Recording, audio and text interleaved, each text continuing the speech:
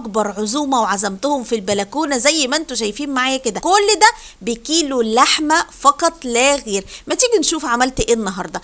اشتريت كيلو لحمه زي ما انتم شايفينه معايا كده. نقدر نقول ان كيلو اللحمه دوت نسبه الدهون فيه شويه، يعني فيه نسبه دهون وهو احمر شويه. طب هو ايه حكايه البي ام؟ طبعا افتكرتوا ان انا اشتريت عربيه بي ام. يسمع من بقكم ربنا يا رب، واشتري عربيه بي ام وانتوا كمان تشتروا عربيات بي ام. بس النهارده بي ام بتاعتي ديت هي كبه البي ام دي هتكون ايدك اليمين في المطبخيه اللي تساعدك تعملي حاجات كتيره جدا. عايزه اقول لكم ان قوه الموتور ده 1000 واط وبيفرم اي حاجه. جبت بقى كيلو اللحمه ده وقسمته على نصين. اول نص ابتديت ان انا اقطعه القطع زي ما انتوا شايفين معايا. بعد كده بقى رحت جايبه النص التاني وقلت تعالي بقى يا كبه يا حلوه انت لما اجربك واشوفك هتفرمي اللحمه ولا هتعملي ايه.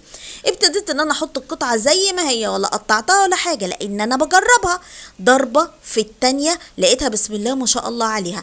عايزاكم تعرفوا حاجه، ان اي كبه بيكون فيها 6 اسلحه تاكدي ان هي بتفرم لك الحاجه من تحت لفوق ومن فوق لتحت. جبت كل الطماطم اللي عندي وابتديت ان انا اضربها ضربه في التانيه وما ضفتش عليها ولا ميه ولا حاجه، اديكوا شايفين اهو. وجبت كميه البصل برده من غير ما اقطع ولا بعمل اي حاجه، يا دوبك ضربه في التانيه وتلاقوا البصل معاكم اتقطع وبقى زي الفل.